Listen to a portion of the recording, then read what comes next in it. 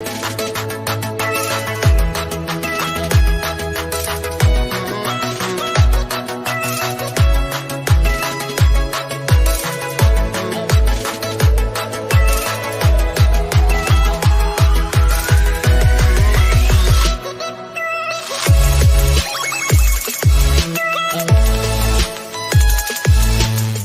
the keyboard to the boardroom, this is the Business of Esports.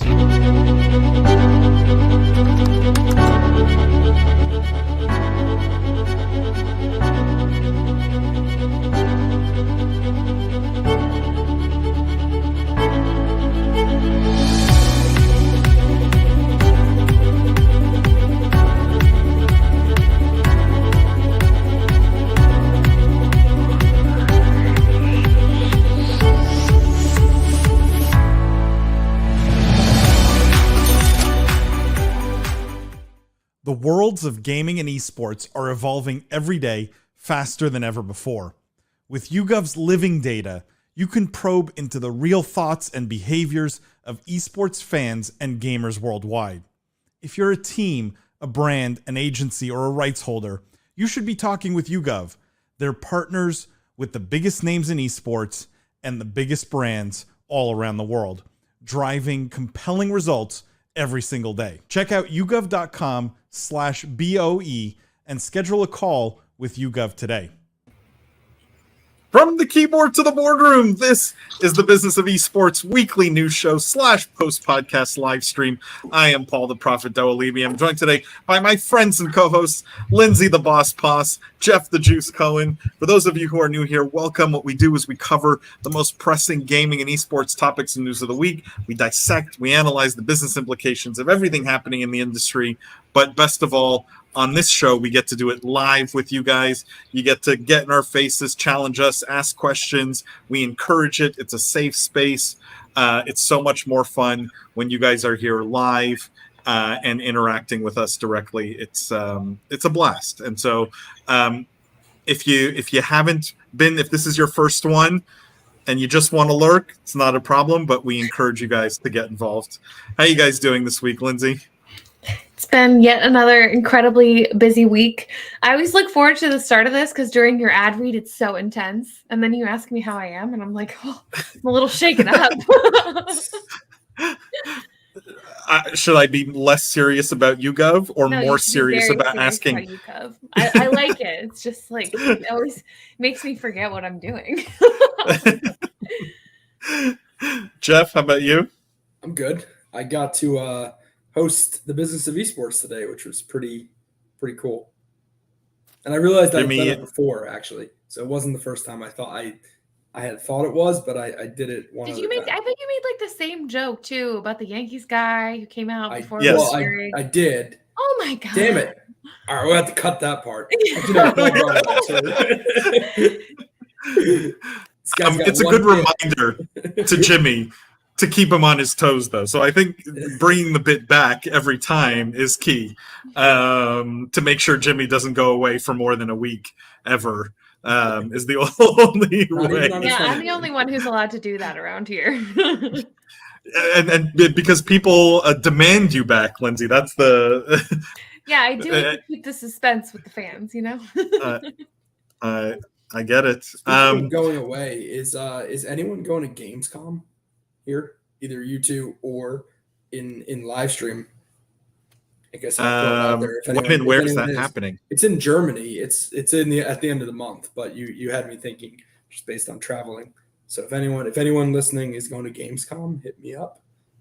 It's my first time. So. Well, that'll be fun.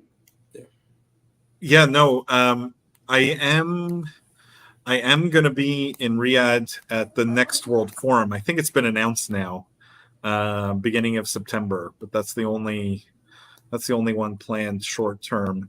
I will say I wanted to do the segue to our guest this week on the podcast because you guys talked about Jeff being on the podcast this week.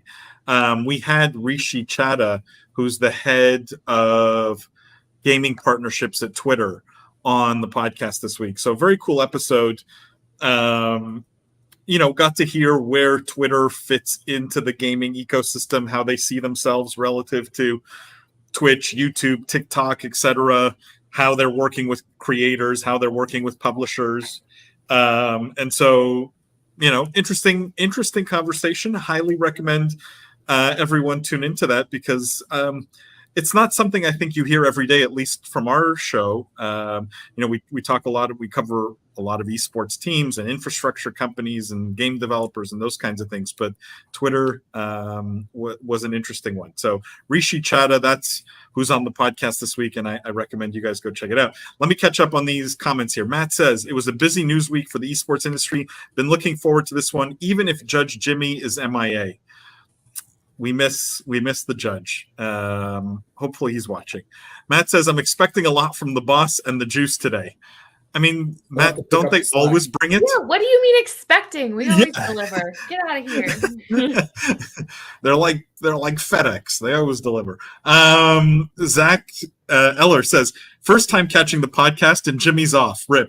Zach, yeah, but I'm here, Zach. What more could you ask for? You got Lindsay, Zach. Is that good enough? But welcome. And I love when people are here for the first time. It's so much fun. And thank you for being here. Adam says, I heard GameStop the first time and I was all, why would I go there? Probably many more reasons to go to Gamescom. Gamescom or Con? I think it's Com. I don't know what Gamescom than to GameStop, I would think. Not many reasons to go to a GameStop these days. Patrick says, World Travelers. Patrick, I think you posted about the Business of Esports pizza party this year. That will not be happening, at least not hosted by me. Paul decided to move halfway across the world. It's a little far for me this year. So the pizza party will be in Dubai and in Saudi Arabia, if you're so inclined. I do believe that Patrick met Jimmy at last year's Esports Next conference, which I will be at this year. So Patrick, if you're going again, I'll be in Chicago at the end of August, and it's on my birthday, so everyone should come. In fairness to Jeff, the pizza was Jeff's idea, I believe. Yeah, Jeff is terrible at picking pizza spots, though, so it should not be Jeff's idea. It was literally Illuminati's. I know what you're referring to, Lindsay. You were correct. Illuminati's can stay. New York, apparently, Jeff is horrible at picking. It was Chicago's finest deep dish. Adam says, considering FedEx lost my package this last weekend, Paul, that's a false statement. Okay, I'm sorry, Adam. Lindsay's like UPS, always delivers. Adam says, FedEx, yeah. Patrick says, no. Patrick, I'm telling you, we'll do Business of Esports pizza party in Dubai. Patrick says, sweet, we don't need Paul for the party. Well, okay, I just got disinvited. That's great. Adam D, I'll have to specify on the Adams here. Adam D says, we should do some hood rat type stuff with no legal ramifications. Adam D, I don't know where you're going to do that, but it's not going to be. I love doing hood rat stuff with my friends. It's fine. Not in the part of the world I live in now. That's definitely not the place for that. There are legal ramifications for everything here. All right, guys, let's jump into some news. Lots happening this week. I want to start, the theme for sort of the first part of the show here is going to be really Microsoft and Activision Blizzard. There's been a few stories this week about Activision and Microsoft, Activision Blizzard and Microsoft. And so let's kick it off with everyone's favorite new game, Diablo Immortal, in the news this week. And the headline here, Diablo Immortal's mobile version crosses 100 million in revenue. So the subheadline says, Activision Blizzard's highly anticipated action role-playing game earned over 100 million on the App Store and Google Play. So according to Sensor Tower's data, they say the Diablo Immortal has generated 100 million in revenue in 8 weeks. That's 50 million per month. It got 20 million downloads during that 2-month period, and it was the most downloaded mobile game for June 2022. It made it to the list of most downloaded mobile games, ranking 10th worldwide, and that was without China. So it went live in China on July 25th. So all this revenue really doesn't include China. It's just June and July, basically. So It's the number 13 revenue generating mobile game in the world. But they're saying with China now online, that could go up significantly. So what do we make now that there's some numbers around Diablo Immortal? All of the complaints aside, if you're an executive at Activision-Blizzard, is this anything like, can you call this anything other than a success? Well, we don't have all the data, so we don't know how much it obviously cost them to build and all that. But it's only been a few months, so I would say pretty confidently, yeah, they're probably looking at this and saying our strategy has been right. I mean, they a few years back made the decision they were going to bring most, if not all, of their franchises to mobile, and I think at the time it was, I don't want to say ridiculed because that's not probably accurate, but people doubted that it would be possible. And obviously, they had a massive, massive success with Call of Duty Mobile. I think that's been a home run for them. And now with Diablo, people, when the announcement happened, they faced a lot of backlash from fans. If you remember at BlizzCon, I think, BlizzCon 2019, that was the famous you guys have phones comment that was made. But yet it's been successful. So I think they're probably patting themselves on the back and say, "Oh, look how smart we were to lean into mobile." So I'll give them credit for that. I think in this case we'll put a little bit of an asterisk for two reasons. One, we have to see how the game maintains. I kind of feel like every time a game launches and we want to immediately crown it, that's always my takeaway is, hey guys, let's pump the brakes. Let's see 6 months, 9 months from now, whether it's sustaining or whether people kind of pull away.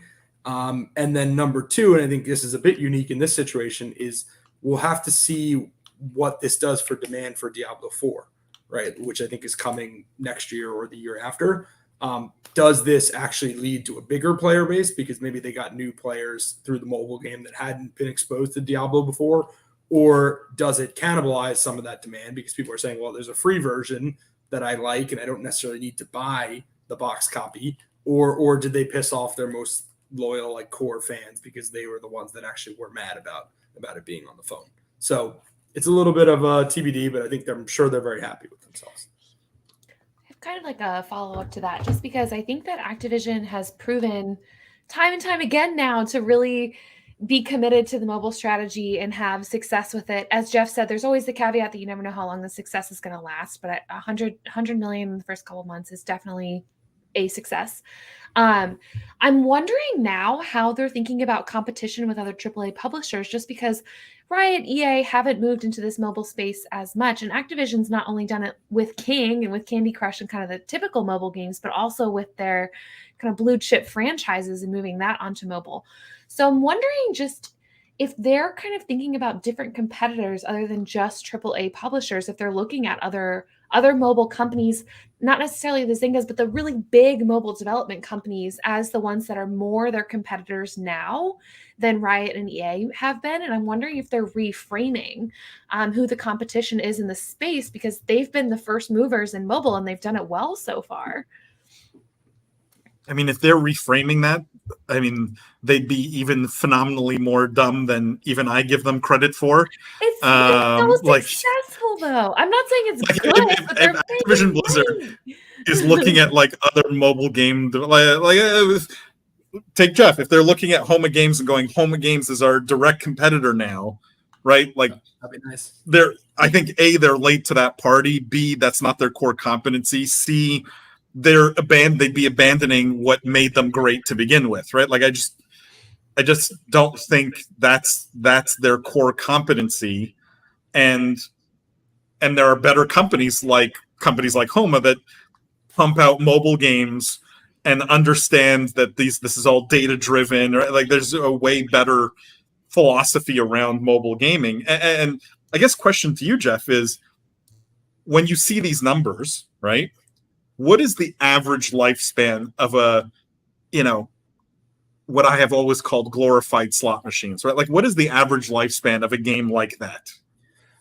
I think it could be pretty long. I mean, I haven't really dove into it, so I don't know. It depends how deep the systems are and how good they are at live ops. But the retention on some of these longer term I know Diablo is not like a strategy game, but it is a bit more like mid-core, hardcore type of player. Like you can get people sticking around for a long time. So it's definitely not like something like a Candy Crush or the games that we make, which are hyper casual, where, you'll have, day 7 retention below 10%. This is definitely going to have people stick around a bit longer. But it also depends on execution, like how much content they're able to continue adding with live ops and stuff like that. But am I the only one who was disappointed by these numbers? Like, I'm curious what you guys in chat think.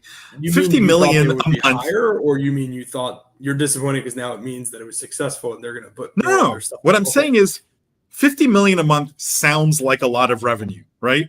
But Fortnite 10 zillion years later is still probably doing 4 or 5 times that, right? Apex, we know, is doing like 4 times that. Like, yes, 50 million is a lot, but for Activision-Blizzard, 600 million a year is not setting the world on fire when you're talking about IP that is this renowned, this well-known, this loved, right? And so framing it in that context, this feels like kind of a failure, right? Like, and if it doesn't sustain... Yeah, that's the key. I think it depends what the trajectory is, right? If it's 50 million a month now, and then we're talking in a few months and it's 60, 75 million a month, and it sustains for 2, 3, 4, 5 years, then you're talking about a much different, because obviously your live ops margins are going to be way, way higher, right? The development cost to develop this versus Call of Duty or Fortnite, which you mentioned, like, are minuscule, right? Like they could have 40, 50% margins, like, after development costs on this very easily, if not higher. So it does depend. If we start to see this go from 50 a month, 40 a month, 20 a month, 10 a month, and it kind of sustains there, then I think I would agree with you where it's like, all right, now I start to get disappointed. But even if it maintains this pace, I mean, you're talking about, 600 million of revenue at like 50% operating margins, like in perpetuity, you just created like a multi-billion-dollar business essentially. Like, I don't know. It's all about how you frame it. But there's also, like, again, opportunity cost. What does it do to the reputation of the brand and the IP, right? Like, if you had spent any way they could realistically build back their reputation, though, for you? Good point. I mean, I think that's like, for you specifically, I think we're a little past that. Well, okay, let me put one more, and Jeff kind of alluded to this. If I give them any credit, okay, maybe the genius plan all along was really to use this as the feeder for Diablo 4, right? Maybe that is the brilliant evil plan. Like, let's introduce Diablo to, 20 million people who didn't know Diablo even existed before, which I don't really buy that, right? Because PC gamers still have phones. You all have phones, right? But I mean, there's maybe a point to be made there if it juices the sales of Diablo 4. I don't know. What do you guys think? Let me ask one question to chat and you guys. Do you think it's more likely that it increases the sales than that it hurts the sales? Which I think I agree, but that is the big question. I'm not saying that's what I think. I'm saying if I have to give them some credit, maybe that's a potential outcome. I'm asking more explicit. Is that what you think? No. Interesting. I think Diablo 4 will sell to the people who have always loved Diablo and are waiting for another Diablo game, regardless of what this game does, right? The IP like this just has legs and has a timelessness that there's no mobile game that can destroy it. Now, have they made a lot of gamers upset with Diablo Immortal? I think so. And I just think that a little bit of a flash in the pan, I doubt this sustains. I'm curious if you guys think revenue drops off or revenue goes up or stays flat. Is this for chat or for us? I think all of you. I think it probably, best case scenarios, like kind of sustains. Like you get like 30 to 40 million a month. Yeah, I would expect a level of drop off, which would be like still a massive success. You're talking about a couple $100 million, added to your top line just every year, based on something that probably took them, I don't know, $50 to $75 million to build. So like the margins are really good. Let me just read these comments. Matt says, this is a disaster. This gives companies the excuse to continue riding the slippery microtransaction slope that Paul has warned us about. Why wouldn't other mobile games also do this? I mean, plenty of mobile games, Matt, are also doing, pay to win type of mechanics. I mean, I would say 60-70% of mobile games have pay to win mechanics at their core. So plenty are doing it to great success, great financial success. The difference here is the core of this is IP, which I think is very valuable. That a random indie mobile game is not starting day one with, and also why first 2 months you had 50 million a month. Ty says it's hard to argue against what Paul said. Immortal could be an effective technique to funnel new players into Diablo 4. At some point, revenue will plateau, but still big. Plateau, and then, I'm curious, what is the fall off, right? Is it a year? Is it 6 months before we start to see sort of the slow decline?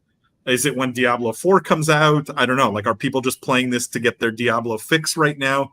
And half the player base would rather be playing on PC? It's an interesting... Is that a bad outcome, though? No, right. That's almost like your best. That's like a good thing if that's the case. That's where I think you could define this as a success, right? And then the real question, I think, for whether this is like a smash hit or not, is China, right? You alluded to it. This did include China. That 50 million a month could be. We always find ourselves shocked how big China can be.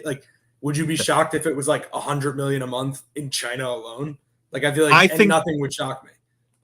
I think they may put up serious download numbers in China, but where I'm always wary is the spend there, because there's just not a ton of spend per user there. They rely on massive download volume, right? And so, JM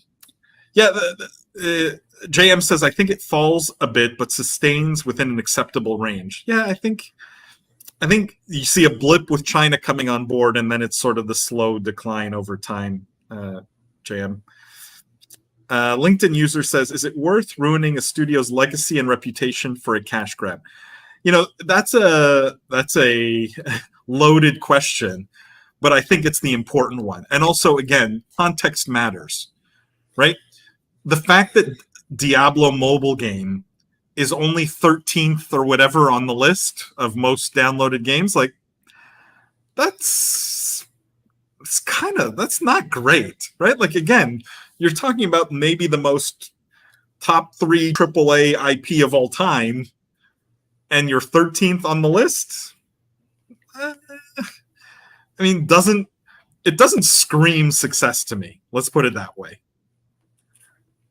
And have you ruined the long-term reputation? I think that remains to be seen.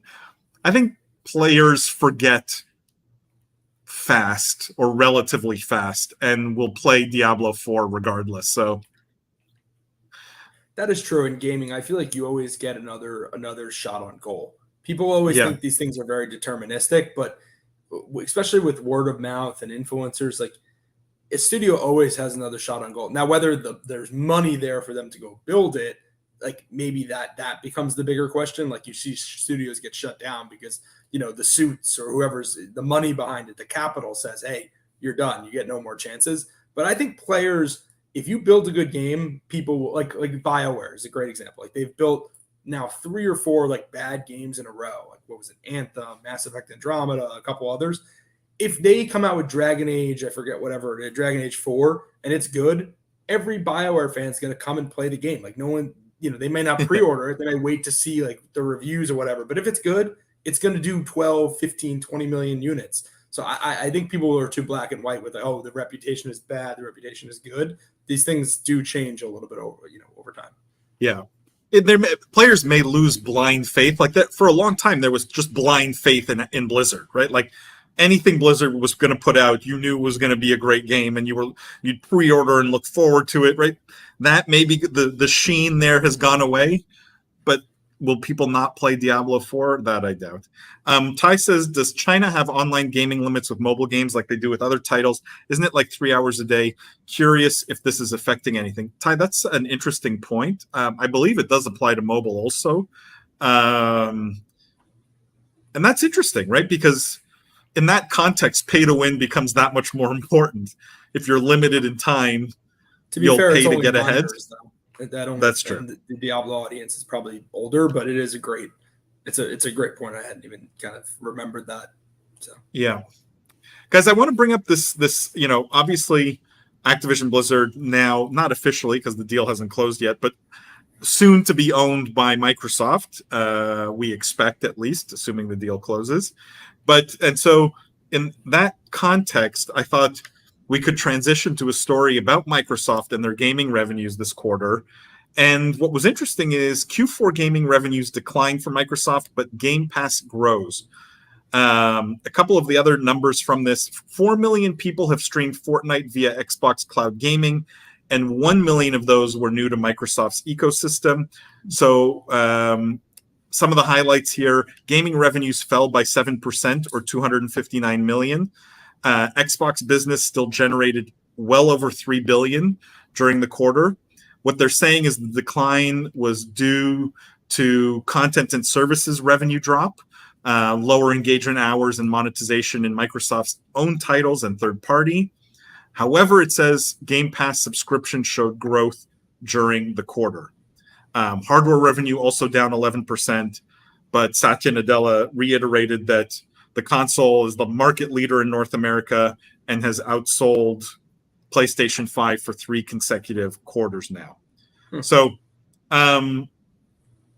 Game Pass is up, but overall revenue is down. And the question I have for you guys is, because we've talked about Game Pass many times.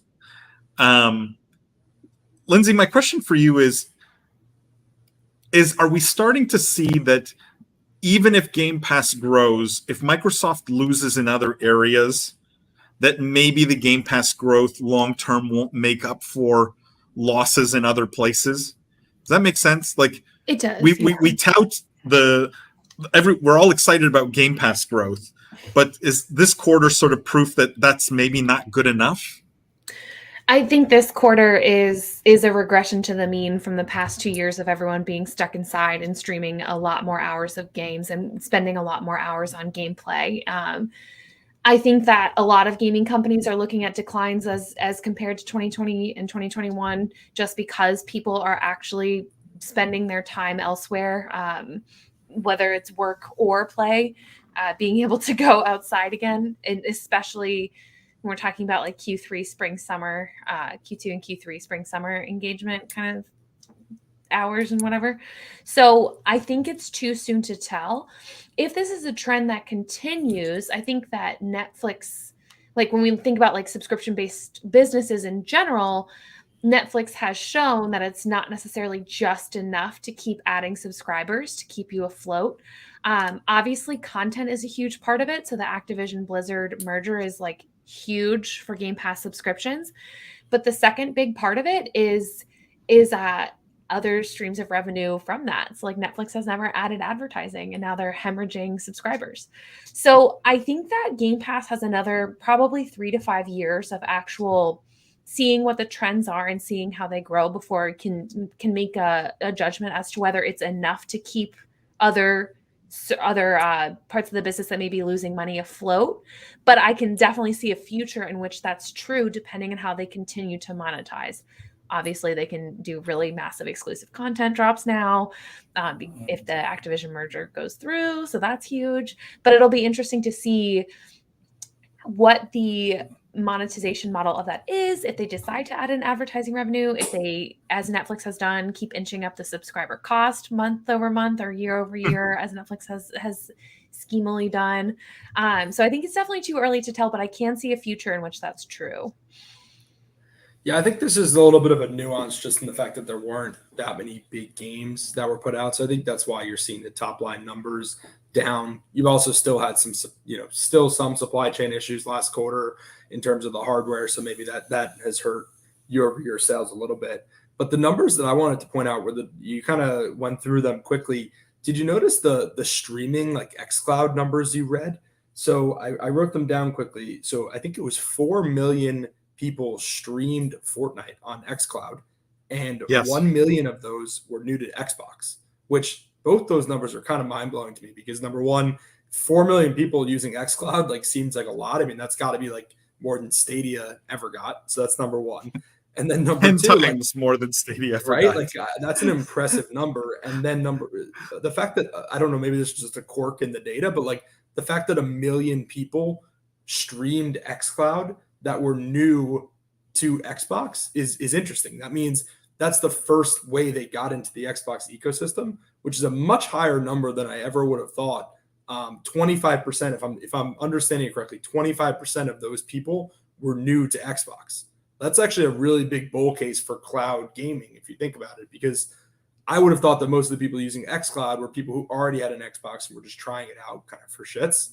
So I don't know, the 1 million new was actually impressive to me. But didn't we call this? Didn't we say cloud gaming was for like ultra beginner, ultra casual, sort of as a gateway drug? And this is why Stadia sort of never made sense. It's like, decide who you want to be. Is it, the replacement for your $10,000 PC, or is it for, grandson to play something when he's over at grandma's, right? I feel like this proves the use case for cloud as a funnel for maybe more casual gamers to gaming and to a brand like Xbox. It kind of proves the point, no? I think it does, but I don't think that's how most people see it. I think most people see it as more of like an add-on portability, and then maybe something like a cool gimmick for like the hardcore players. So I do think it's really interesting data, and that I think we may have called that, but I don't think that's the prevailing, narrative. Matt here says, agree with Lindsay. A lot of gaming companies are coming back down to earth after experiencing record growth during 2020 and 2021. This is true. I think Sony's gaming numbers were also down a bit. It's not that interesting of a story, but also sort of saw a similar trajectory. Matt says this follows suit with the current trends in the industry. At least they don't have to downsize like some other industry members. It's also true. Ricky Holmes says Microsoft could be thinking long-term in terms of Game Pass. Games are still delayed. Yeah, and I think Jeff mentioned this also, right? Just a lot of games have come out, but for Game Pass long term, I mean, that subscriber base, if it continues to grow, will be powerful. To Lindsay's point, they have to keep feeding the beast, though, right? You stop feeding the beast with new content, people find reasons to unsubscribe. Lindsay, there's also so many dangerous decisions to make there in terms of what is exclusive and what isn't. So I'm curious to see how it plays out, I guess, is the best way of saying it, because they have a lot of power to make a lot of very impactful decisions, and I will be interested to see which direction they decide to go with those. This is true. Chris says wheat sales went down in Nevada year over year, for crying out loud. Clearly, this is all post-COVID fallout. Chris, I don't know. Are wheat sales the bellwether? Is that the canary in the coal mine? Wenji Lee says, isn't this because the only way to play Fortnite on Apple is to do it through xCloud? Love this slot, by the way. Haven't made a live so far recently. Wenji, great to see you back. And I'm happy you like this time slot. You're right, I think, but I thought you could also do it through, if I'm not mistaken, through NVIDIA. Yeah, GeForce Now also. But he's got a point that you can't play it on Apple. Just true. I mean, that's a great insight. Maybe that's what drove a lot of the 4 million. Now we have to know what GeForce Now numbers are. I wonder if the GeForce Now numbers saw some type of big jump because of that. I think I had seen, maybe you guys can look it up quickly, but I think I had seen GeForce Now numbers from NVIDIA saying, yes, I did see this. So in their earnings call, GeForce Now doubled its membership in the past year to over 14 million subscribers. Wow. This was as of end of 2021. So it's almost like exclusive content drives downloads. Who would have thought Stadia? who would have thought? I mean, but it's a great point that has probably driven people into the very embracing arms of NVIDIA GeForce Now and Xbox Cloud. I mean, you guys have mentioned Stadia a few times, so I had this teed up because I just had to, because there was a Stadia story this week, and the headline here, no, The headline is always depressing when it comes to Stadia. Google denies rumor that Stadia is shutting down. So a rumor surfaced earlier this week saying that Google's cloud gaming service will be shuttered for good by the end of summer. Now, before I get into the article, I just want to say, I think we took bets on like how long. Like I'm gonna have to go back and listen to the old episodes to figure out who's gonna be closest. When they do finally announce this gets shut down for good. But I also will say I got so much hate for calling the death of Stadia. So much, literally thousands of hateful messages. And I'm so phenomenally right. It makes me feel vindicated. So I mean, it's just hilarious that like the last three news stories we've done on Stadia were literally the same story. Basically, them being like, "We're not dead. We didn't actually shut down. Like, we still exist." It's like that's when you know you have a problem, when your only PR strategy is like, "Guys, we're still around. Like, we have not shut down."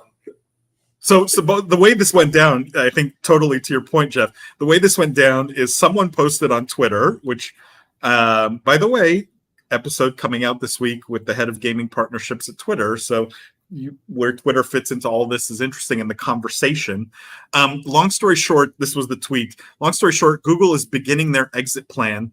They did not have an exact date that end of service will happen, but they did say by the end of summer. He also mentioned they'll not be transferring their services or servers to any other competition per se, and it'll be like they did with Google Play Music, same exit approach and strategy. They also mentioned that members would be informed 30 to 60 days before, and the last month of service will be refunded, no charge to users.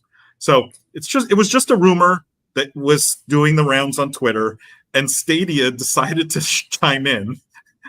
Like they literally replied, and they wrote, "Stadia is not shutting down.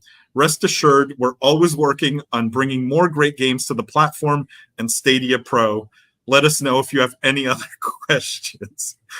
And then obviously there were replies to this tweet saying about how they were going to laugh about it. They were going to bookmark this tweet and basically laugh about it in 6 months. So what do you guys think? Where there's smoke, there's fire. We don't need to beat up on Stadia anymore. But at this point, I do feel bad almost for the people working at Stadia. I mean, granted, they're working at Google, so they probably have great jobs. But it's like you went to this company, you went to Google. You're like, hey, I have the resources of Google. I'm building something really cool in the industry. I'm going to have the chance to really make a difference, like be like one of the founders of the Xbox, like at Microsoft, where they built something great and it's long lasting. And 20 years later, people are still playing on it. And then to like so quickly have this happen, where it's almost like if you met someone and they're like, "Oh, I work at Stadia," like you would feel bad. You would judge that. You'd be like, it's just a negative stain a little bit to have in your resume, which is sad because I'm sure probably everyone working there is insanely talented and smart. Lindsay, what's the point of denying it though at this stage? What is the communication strategy at work where you deny what like basically feels obvious to everybody? I wish I knew. I really don't know. I don't know if it's, to Jeff's point, to try to, I don't know. I thought maybe to try to make people who are actually working on it like stay somewhat motivated or somewhat into it. But given the responses, I don't necessarily think that's true. I don't know if it's because they still think that there's time to turn things around. Google is kind of notorious for hanging on to things for too long after they don't work, simply because they have the money to. And the only sort of like positive-ish spin I can put on this is I'm still glad to see Google spending dollars in gaming. Obviously, there's a bunch of other ways they could be spending their money that I think would be better, but it's better than no spending, I guess. Like, do you think something?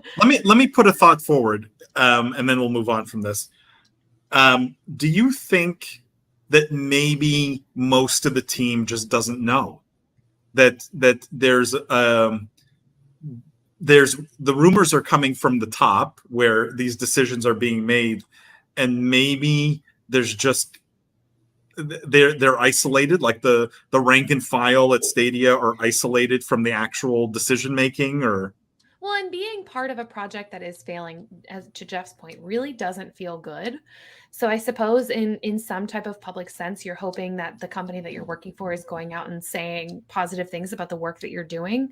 I think the unfortunate part of making absolute statements is that they can be proven wrong very easily. So I almost wish Stadia would focus on its internal meetings and internal morale rather than trying to prove anything on the internet, because that's just not going to go well.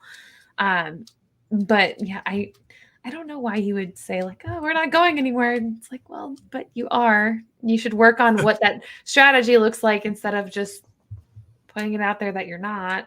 At the very least, do a rebrand and launch something good. That may be it. They just need to rebrand to something good like Anbox or something like that. Ty says, lulz. It is, I mean, it's not... Is the proclaiming that they're not dead is kind of funny. Adam D says, thank the Lord, said no one. Also true. LinkedIn user says, in that case, don't you folks think that cloud gaming with the lower barriers to entry would be more suited to deploy and grow in well-connected third world countries? With over 1.2 billion people in Africa, there's a huge untapped market there begging for inclusion. Lindsay, good question for you here, because I don't know what is the connectivity situation in third world countries. I know there's a lot of mobile penetration, but is there sufficient high speed and low latency mobile penetration? Mobile probably is fairly decent, but in terms of anything console or PC based, I would very much doubt the ability of the networks there to be able to handle that in any meaningful way for people playing games. I think that the mobile case has already been sort of working itself out. And by that, I mean, we're seeing like huge populations in India, for example, of people playing games. The reason why Africa tends to be more underserved is just because the connections there are significantly worse than in places like smaller Asian countries, or India, which is a larger Asian country, and South America tend to have just better networks in general. So cloud gaming, yes, could reach that audience, and it certainly would be part of getting more of those folks into gaming and onto playing games. But I don't think that we're there yet with either cloud gaming or the infrastructure needed to play it. Yeah, because like I think in those countries, just from a technology perspective, mobile penetration's high, but the networks are fairly congested, right? And so I don't know how good the cloud gaming experience would be. And the alternative is just playing a game locally on your phone, which seems to serve the purpose there and serve the audience there. Like there's not I don't think there's a strong benefit, like use case that would drive people to do cloud gaming versus just playing a game locally on their phone. Jeff, I don't know if you had thoughts on this.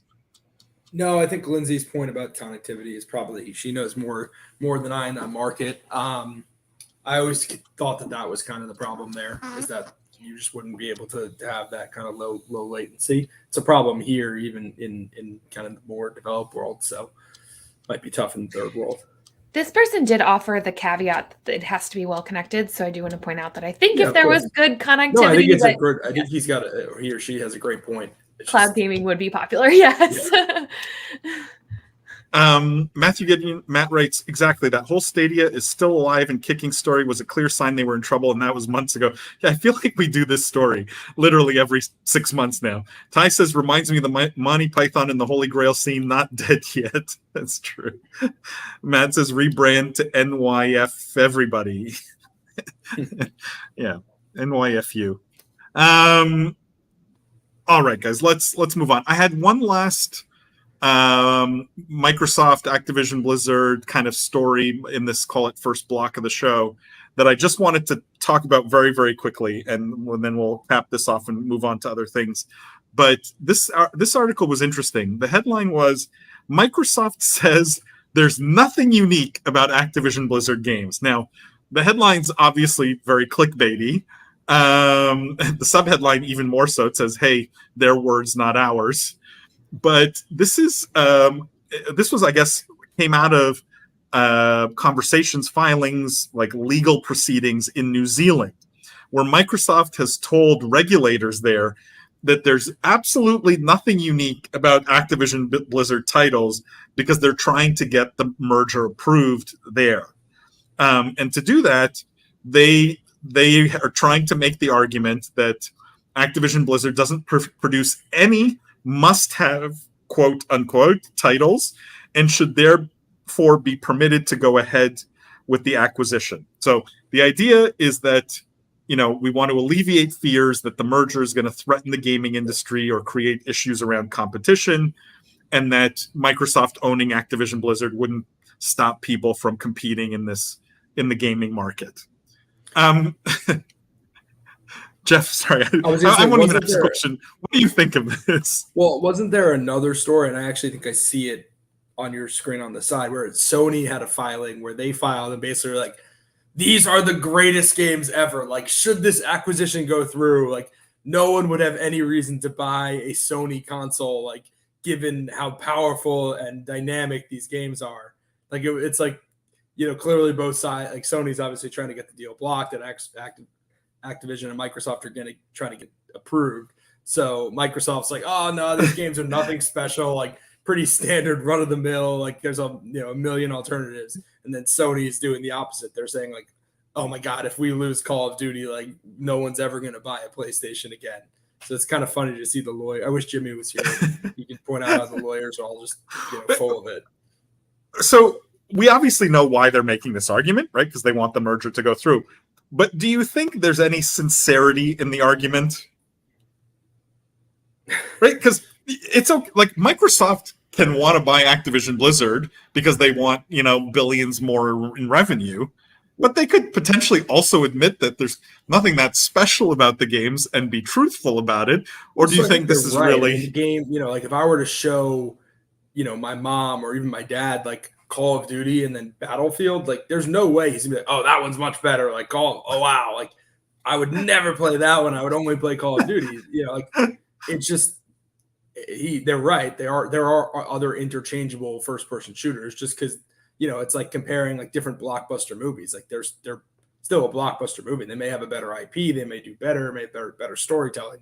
But like at the end of the day, there's nothing different about like Titanic or Avatar versus Home Alone. Like they're just movies. But does this in some ways is this counterproductive in some way, in the sense that, yes, by making these big claims, and they have to make them publicly, right? All this comes out. Yes, they may have the merger approved, but have they, if these stories come out, does it turn off maybe less knowledgeable shareholders to thinking, wait a second, like, we're buying something that's not that special? Like, I don't like this. Like, does it affect shareholder or potential investor sentiment? And therefore is counterproductive. I think anyone who owns enough Microsoft for that to matter is definitely smart enough to understand what's going on here. So maybe like some people, I think the only people who benefit from this whole thing are the lawyers that are making money through these, having to do these ridiculous briefs and filings, and the clickbait websites who are getting, the clicks based on what are just purely throwaway filings. Interesting. Ty says confirmed 26 million she paid this merger. Yes. It's New Zealand where it's all going down. Matt says they're clearly lying / embellishing. Why would they spend almost $70 billion on a company that makes nothing unique? Well, because they're spending $70 billion on a company that makes however many billion in revenue. Mobile games, I would like to point out. But people buy companies that produce pens. Nothing unique about pens, right? Like, just because the product's not unique doesn't mean it's not valuable. LinkedIn user says, FYI, broadband penetration in most African countries is over 50%, reaching over 80% in some. So Lindsay? Just so everyone knows, the way broadband is typically, or at least very often measured, if one house on the block has an internet connection, often the whole block is counted as having an available internet connection. So there's issues in how you measure that penetration, and then it also doesn't necessarily count speeds, which if you're talking about cloud gaming, you definitely need not only just the availability of a connection, but a decent connection. And in that, the continent still definitely lags behind, even for mobile a little bit. So, and low latency, which you need. And again, if the networks are congested, you may have a fast connection, but if the networks are congested, it still can be a problem.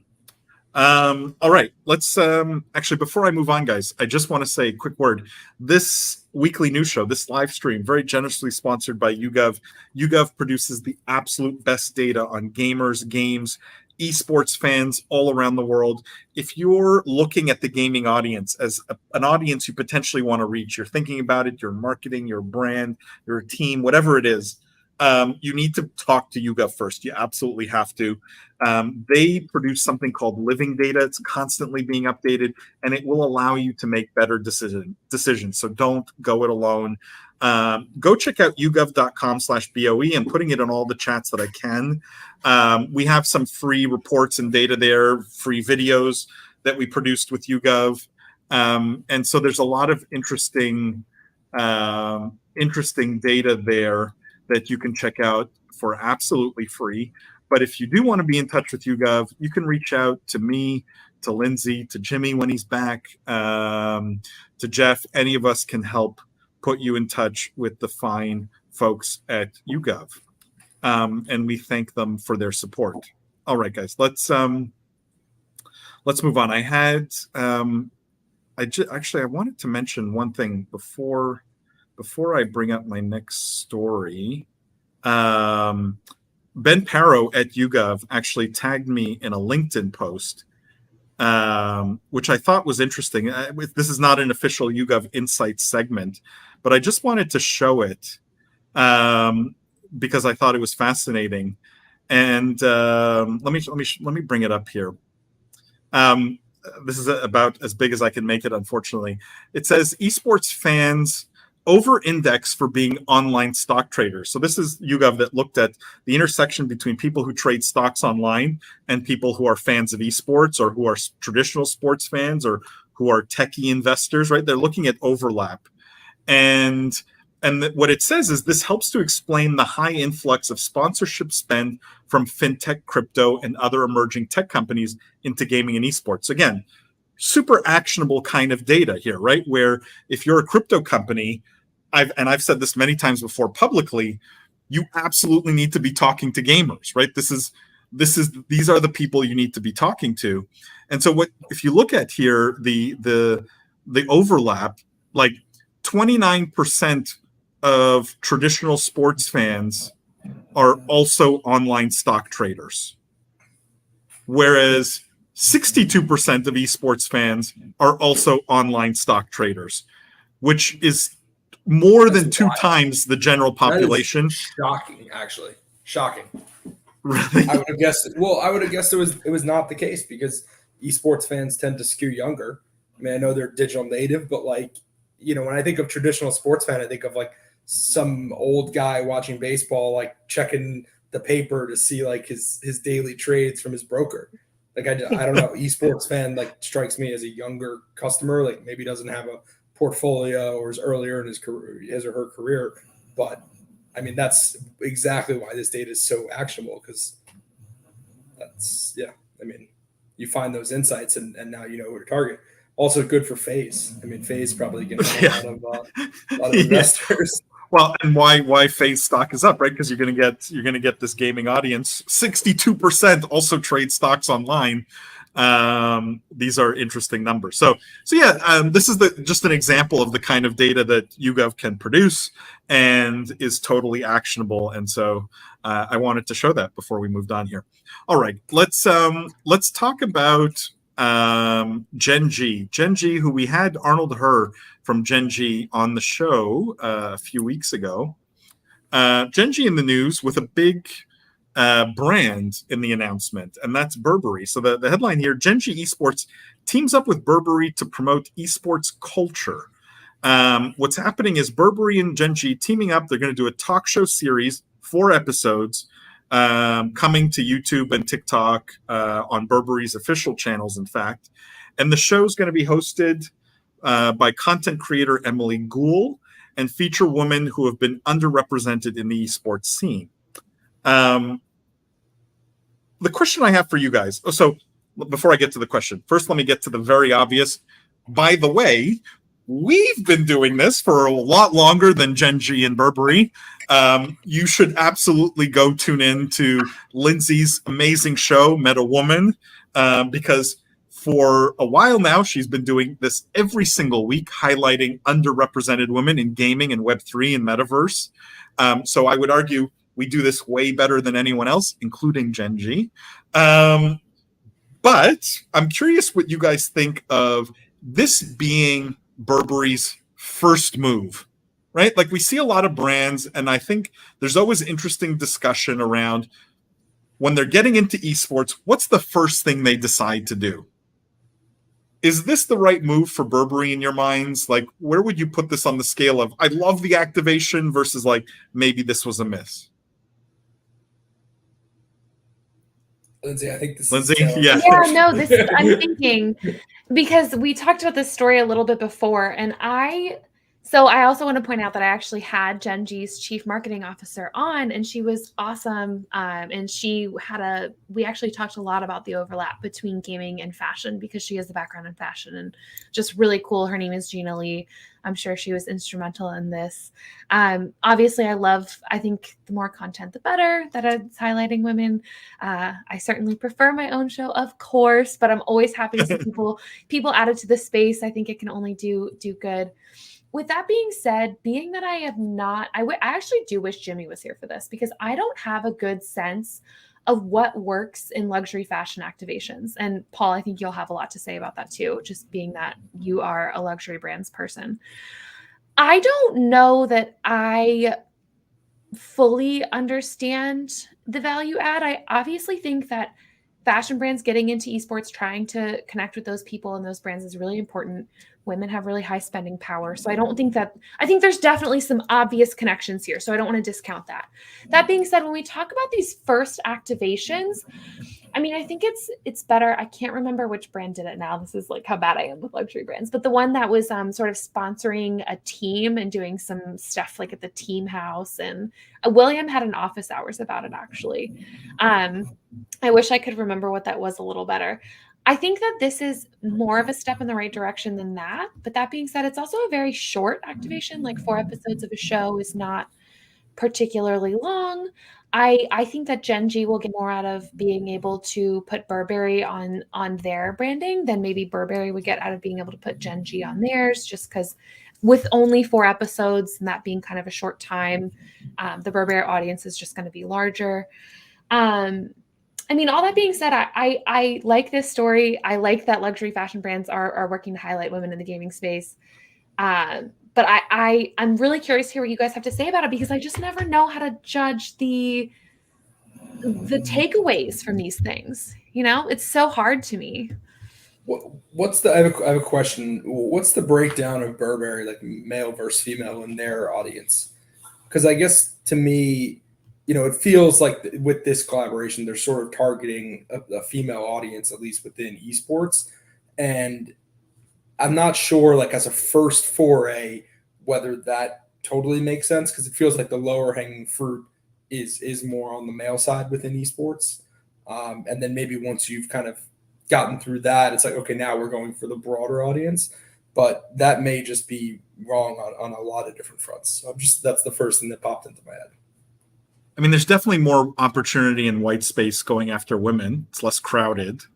And with luxury brands, a lot of times the buyer is a woman, regardless of, like, they're either buying it for themselves or they're buying it as a gift for their husbands, their boyfriends, etc. Right? It's like the buyer is often a woman. So I think this makes sense.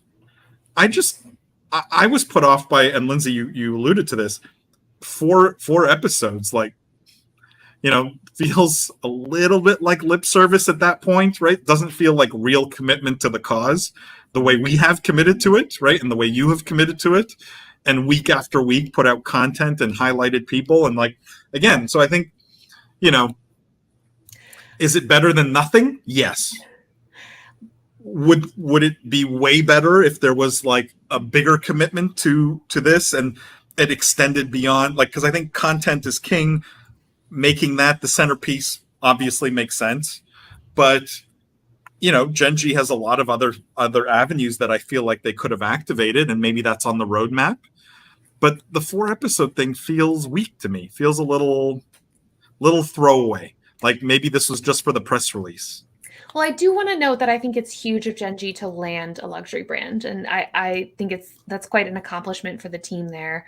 I'm certainly hoping that they were sort of able to land them and get them on board for this 4-episode project, and I'm sure that the folks at Gen.g were pushing for way more, but I definitely think it's a huge get for them. So that's awesome. But on the Burberry side of things, yes, I wish that there was more of a commitment to the cause for sure.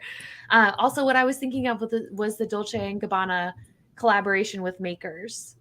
Okay. Yeah, I couldn't remember, but that one where they're doing a lot of stuff in the gaming houses and challenges, and like this Burberry thing feels better than that, but I'm not sure. Nothing has felt as good as the Gucci League of Legends collaboration, so we're somewhere in the middle there, I guess.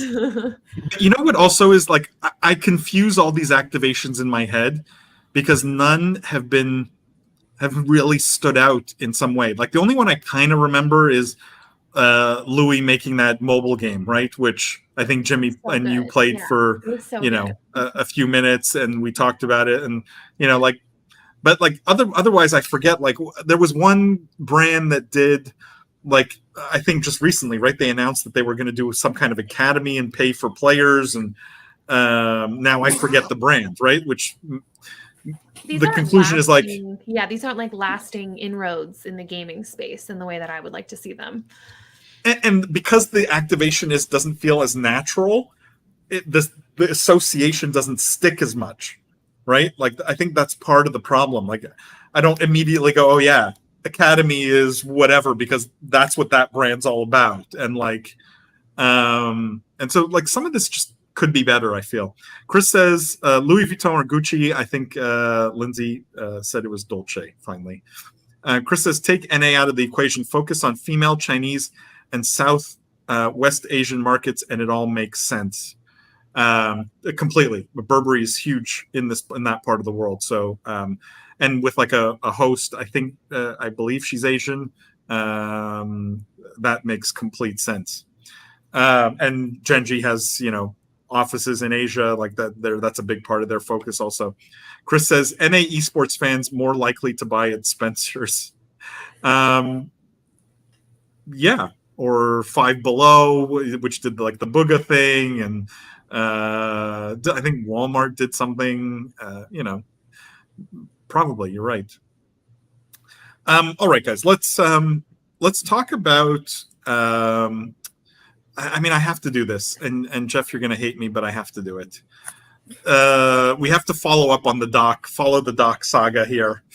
And the headline here, Dr. Disrespect unveiled game footage for his new shooter. It did not go well. So he dropped some game footage. The game is going to be called Dead Drop. And Doc has called it the world's first vertical extraction shooter. Now, I won't play the video here, but basically it's a video of them at shooting a gun at a range, like a gun range, and then basically climbing out, and there's a helicopter to extract. Some of the comments on Twitter, so this one said, I see someone is finally stepping in to revive the floaty, awkward 2000s budget shooter that you'd find a suspiciously large amount of copies of at Blockbuster subgenre. So, like, not kind. And this comment said, this dude really just strapped an M16 and an M41A pulse rifle from Alien together and called it a day. Anyways, lots of backlash that the game doesn't look that good. The question I have for you guys is, was this from a business standpoint, a strategic mistake for the Doc to show anything at this point, right? It was all hype up until now. Times Square billboard, maybe I'm quitting streaming, right? and don't worry, the game's coming like in 2 or 3 years. Why show anything? Would you have? Would you have not? What was the right move here? I mean, he wants to iterate with the community now. The community's gonna teach him how to build a better weapon and build a better trailer. This is all part of the plan. The community is gonna build the next trailer. It's fine. You're okay with this? No harm done? I mean, I guess he didn't know. It shows maybe the doc doesn't know how to build games or have great taste if he thought this was good, and then clearly it flopped. Maybe he's feeling bad about all the times he ripped on other people's work. Lindsay, your thoughts? I want to know what you think, Paul. I want to know what you think about the trailer specifically and the future of the game. I mean, how are you with vertical integration? I can't even remember what it was called. The genre, I'm there for it. Great pick. I believe the doc can do great level design. Hard to tell from this trailer. The business person in me, I struggle to understand the strategy here in his marketing, right? You've hyped things to the point where there's nowhere to go but down here, right? And it's not like this is going to drive sales 2 years from now. Like, I think he's shooting his shot too early. He's showing an unfinished game too early. And I get that there are impatient fans who want to see his game, but I don't understand why. Like, to me, a trailer for anything, whether it's a game or a movie or whatever, it has to show off the best, right? Like, it's the most polished version of whatever product you're selling or putting out. Releasing like not even alpha, right? This is probably 6 months into development or whatever it is. Like, this is pre-alpha kind of game footage. I don't really get, unless, to Jeff's point, he's truly like religiously bought into this like community development process. And do you buy that, Lindsay? That's the question. No, mostly because if he was, well, and he's made so many promises about what that's going to look like, and I don't think that part is fully fleshed out, and I don't think leaking a trailer and putting it out on the internet is like the way to do community development. He has a point about community development. And a lot of game developers take into account what the community says. And obviously having the community point out your failures so you can fix them is a huge learning process for literally anything that you're designing, games or not. But if he really wanted people who kind of cared about this, I mean, he made promises to people who pre-ordered and he made promises to people who joined on early, and then to just randomly drop this on the internet is like not the way I would have gone about it. I don't know. This just doesn't. You're right. He overhyped it. If he didn't know, he should have known that this was going to be scrutinized every single frame, every single second for a mistake. And if you are willing to, or if you need someone to help our community, to help point out the failures, help you in direction, I don't think that like putting this everywhere is the way to go. You want to get the people who already invested, who already believe, to help you on the direction for the pre-alpha phase and release to the masses when you're in beta or beyond. This just wasn't it. But in some ways, I relate to the doc on a much smaller scale, obviously, right? The doc's way more famous than I am. But I relate in the sense that he has to play the character through and through, regardless of the situation. He's sort of stuck, right? Like, the doc can't switch off and be like, hey, guys, I'm doing my best with this game, right? I don't have all the answers. I'm trying to build a great game for you guys. Right? Like, he can't do that, right? It has to be, this is the greatest game ever, right? In the same way, I have to come on here and say, I have all the answers. I see the future, right? You're all wrong. You're saying that's not the case? I'm saying it is the case, and it has to be the case, but it exposes you, right? It exposes you to harsh criticism, and I think the doc can take it, but I think it's going to be a bumpy road because of that approach he has to take. He cannot just stop being the doc when he wants to talk about his game. Oh, but his And marketing strategy up to this point has been flawless because of that. You're absolutely right. He did an amazing job building the hype, but like you have to know when it's not the time. It would have been better if he put out a trailer of himself, like pushing buttons or something. yeah, or like there was a lot of other things you could have done, and you can do that every 3 months to like maintain interest. Do you think part of that maybe self-awareness is why he said he's stepping back from streaming? Because he maybe feels like he doesn't want to be there hyping the game up too much, and he knows he'd have to because he can't be open and honest. And it's just too much of like a dichotomy where he just is like, I can't be in the public eye going through this because I'm struggling and it's challenging and I don't want to be out there like lying, basically. I don't know. Maybe there's something to that. And I think it can get it, like when you expose yourself to that much criticism, I think it gets to everybody, right? Like there's no even the most famous person at some point that that gets to you, and like he deleted a tweet where he said Dead Drop blows out anything from COD's engine. Like this is a big statement, right? You're talking about a game, COD, that's been been refined over a decade or more. But the doc, the character, has to make that statement. Guy Bean, if he's not the doc anymore and he's not streaming, can maybe be a little bit more humble, realistic, whatever. And I think he's struggling to find this balance from the sounds of it. Let me just read these comments, guys. Matt says, at least this is better than the Logitech Aurora collection from last week. I mean, literally anything's better than that other than Stadia. Matt says, so does this mean the doc's streaming hiatus is over? I mean, he's still streaming every single day. So clearly he has not gone on hiatus yet. Chris says, Unreal NFT Tournament 2022 will be great. Hey, Chris, if it's actually Unreal Tournament-esque, I mean, I'm going to be a fan, but I don't think that's what it will be, unfortunately. Matt says, agreed. This game has to be great. Anything less will be seen as a failure and can be used as ammunition to mock the doc. I don't think he cares about mockery. I think he truly just wants to make a fun, great game. Like I don't think the criticism he really cares about. JM says, I think this release is somewhat counterintuitive to the doc's brand. Totally. That's why I think none of us get it, right? Like, why put this out now? Like, just keep people in suspense for longer. It's not like his fans will disappear. Chris says, if it sells as well as Splitgate, is it a win? What do you guys think? I say yes. Especially if it has the kind of hype Splitgate had at launch. I think the doc can sustain better than Splitgate did. Ooh, I disagree on the sustaining part. But I do think that he can sell as well as Splitgate.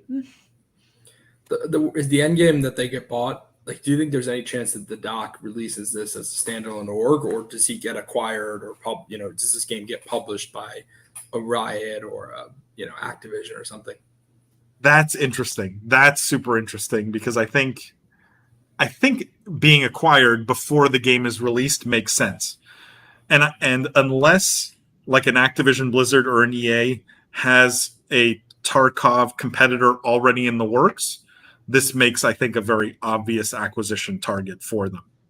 And then the doc can call it a win, right? He can go on stream, say he signed $1 billion deal, right? Even if it was 50 million, right? Like that he can play up and it won't matter what the game does after that.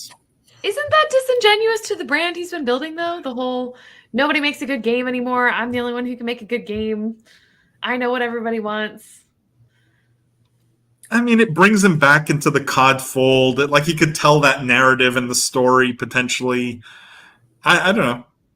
Seems like an interesting theory, at least. It's the right business move for sure. I don't know if it's the on-brand move is the point.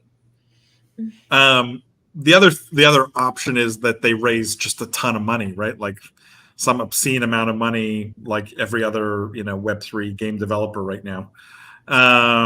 Michael says this probably doesn't bode well for Project X from 100 Thieves. I mean, I don't think anyone here felt like Project X from 100 Thieves don't think Yeah, anything goes well for Project X. Like, yeah. I think everything about Project X doesn't bode well for Project X.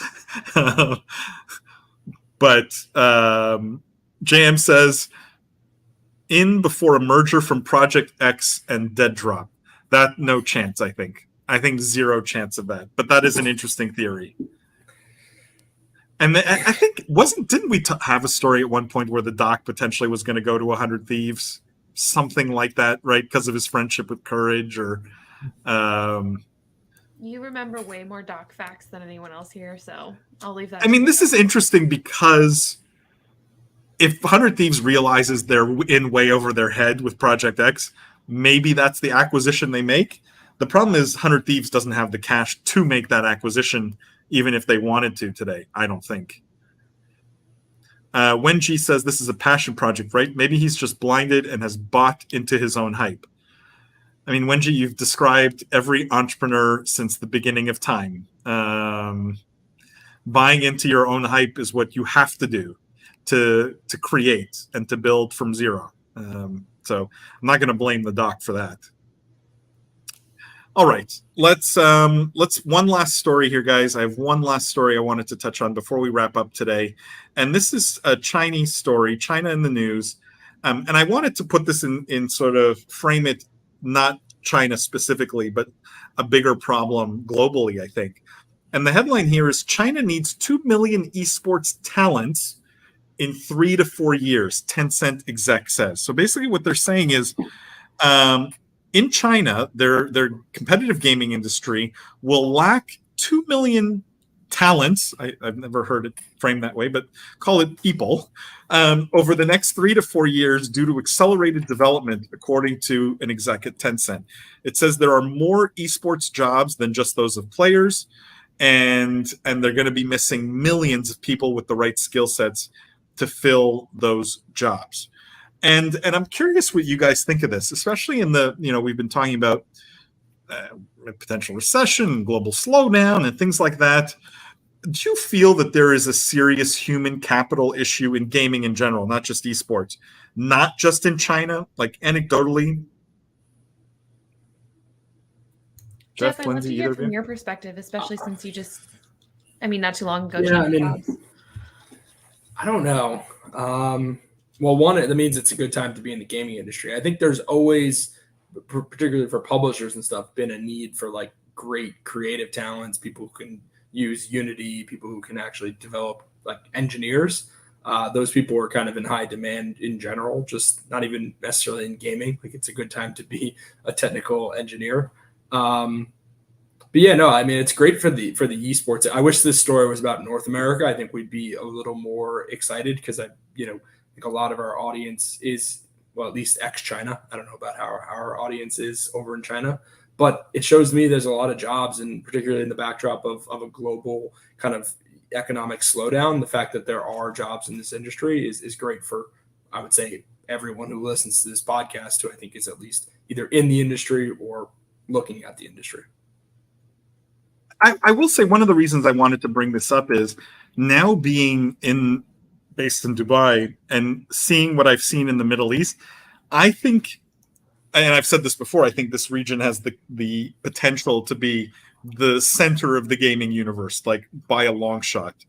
And there was a study which we didn't cover, I don't think, on the show too much, but the UAE, which is the United Arab Emirates, of which Dubai is one of the Emirates, has the highest penetration of gamers in the world. 9 out of 10 people in the UAE consider themselves a gamer.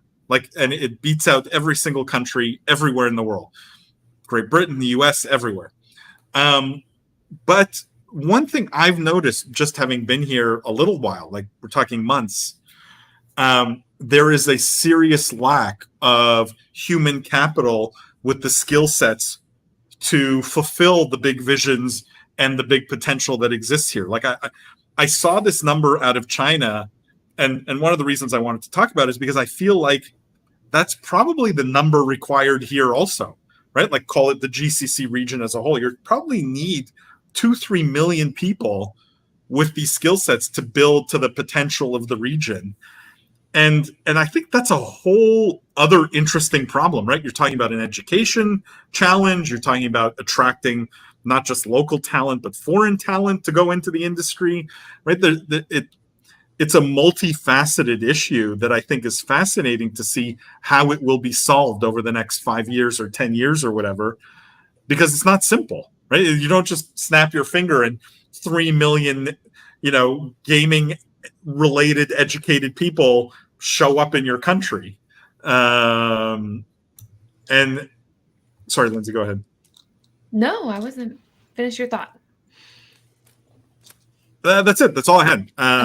So I thought it was interesting. This is possibly the worst time for China to have all the regulations surrounding kids playing games. If this is indeed the case for that region.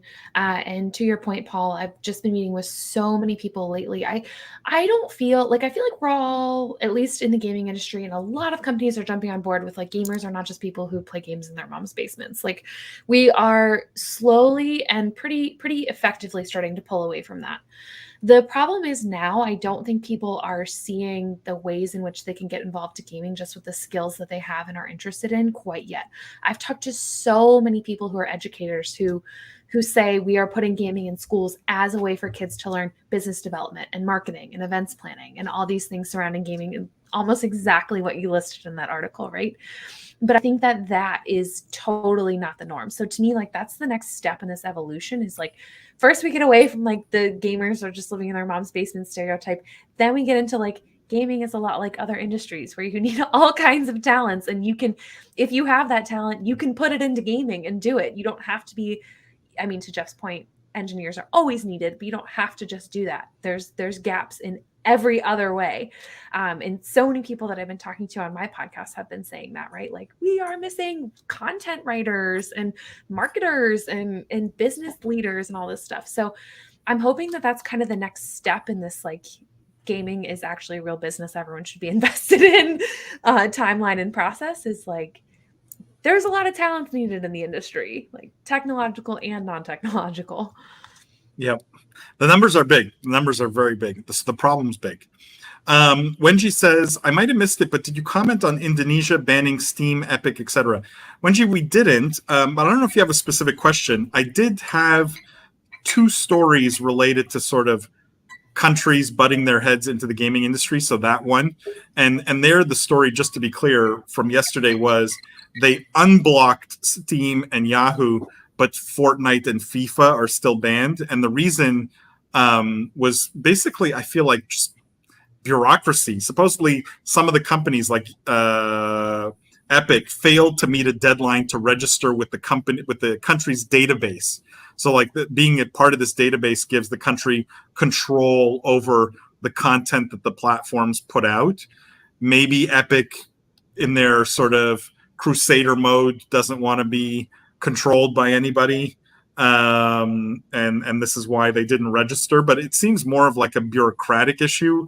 I don't know if you had a specific question, but I didn't think we had much to sort of discuss here, Jeff, unless you wanted to chime in. The other government story I had was, which again, because we're butting up against the end of our time here, was India blocking Crafton, which I thought was interesting, right? So like India banned PUBG, and now they're blocking the replacement of PUBG, right? Like Crafton went back, said, hey, the Chinese have nothing to do with us, we'll make a new game. And now this new game is also banned. So and it's purely, and the article talks about it, purely because of the tensions between India and China, like the geopolitical tension. Gaming's just the victim in all this. So I don't know if you had a specific question. Oh yeah, here we go. Specific question is, do we think it's a risk trend likely to carry on around the world? We see it in banking a lot, but the cost of compliance regionally is going to go up for a lot of game companies if they have to do this for each country.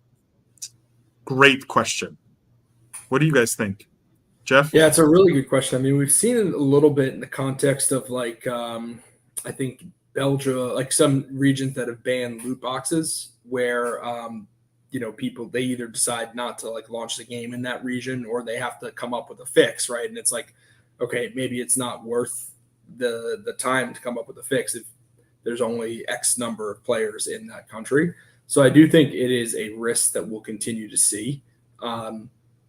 That's one of the things that people love to rail on Apple for the 30% take rate, but they do solve a lot of these challenges, particularly as regards to payments. So like they handle all the payments and the processing, the tax collection. So some of the times the platforms can help with some of these things, whether it's following certain content creation rules or whatnot. Maybe the platforms can help ease some of the regulatory burden. Because to your point, like imagine you're an indie developer, like how are you going to get your game into Indonesia, China, India? It's just there's so many different rules and regulations. Yeah. Sorry, Lindsay, go ahead. No, I was just going to note that in the tech policy world, this is something that comes up quite a bit. When the internet first started, there were not a lot of governing bodies or governments that were interested in regulating the internet. And now we have a ton of fragmented pieces of the internet, right? China has its Great Firewall. Russia has restrictions. All kinds of countries, Middle Eastern countries, have some crazy restrictions. So even like the internet itself is something that's been regulated on, and we have compliance rules and GDPR that make it really difficult. I unfortunately think that this is kind of a natural evolution for what's happening in gaming and tech at large. But yes, governments generally like to meddle in things like this. I was just going to echo mostly what Lindsay said, and just to add that, and Wenji, to your question, it's not new. It's not a new problem. It happens in every industry, in every geography. At some point, governments decide to get involved, and sometimes that's good as an enabler, right? Like crypto, where governments get involved to provide frameworks for people to, do crypto stuff and build crypto companies legally and efficiently. But a lot of the times it dissuades businesses from setting up in that country, right? Like to your point, the cost goes up. If you're a small indie developer, you're not going to release your game in Indonesia if the cost of satisfying the regulation is high, and therefore you will avoid doing business there. And over time, what happens is either one of two things. It encourages local companies to fill those gaps where maybe the regulatory burden is lower and these countries want to encourage sort of nationalist policies around new business. Or eventually people and business, because they're moving out and going to places where the regulatory hurdles are way lower, eventually the countries smarten up and dismantle some of the archaic regulations and make it easier for people to do business there. But it's always a painful process, and I think gaming's going to be no different. The geographies that will welcome gaming businesses the most openly are going to reap most of the rewards, and the countries that try and regulate them away will suffer for the next few years until they smarten up. I think that's just the reality. Jeff, I don't know if you wanted to add something or if you unmuted. Adam R says, if I recall, I think Indonesia also wants to see some personal user data. I could be wrong. I mean, that would make total sense why like an Epic Games maybe doesn't want to sign on to their database or whatever, Adam. Rod Swanson says, I'm really surprised India lets Valorant through. I mean, Rod, the PUBG thing is purely political, right? It's a shot at China and a shot at Tencent. It's like it has nothing to do with the game itself. So to your point, Valorant, you would think they would feel similarly about, but Riot has always skirted that edge, right? Like very few people look at Riot and go, Chinese company, which I think is interesting because it is a Chinese company, but they're not, the perception is not that. So I don't know if that's why there's a difference in treatment here, but it's an excellent point. Really good point. All right, guys, that wraps up this week's weekly news show / post podcast live stream. Thank you to everyone who came. So many of you commented, asked questions. I can't tell you how much we appreciate it. Thank you, Lindsay. Thank you, Jeff. As always, you guys are amazing. Don't forget the podcast this week. And for the Burberry story, go subscribe to Lindsay's podcast, Meta Woman. It's so good. It's way better than what Gen.g is going to put out. So, just go subscribe and tune in every week. So I want to thank all of you guys. Quick reminder, podcast this week with head of gaming partnerships at Twitter, Rishi Chadha. And this weekly news show we do every week, Wednesdays, 2:30 p.m. Eastern time. If you're just catching the end of this, make sure you catch the beginning next week. Tell your friends, your colleagues, your family about it. The more people, the better, the more the merrier. We really appreciate you guys. Don't forget the most important thing, the future is fun. We'll see you guys next week.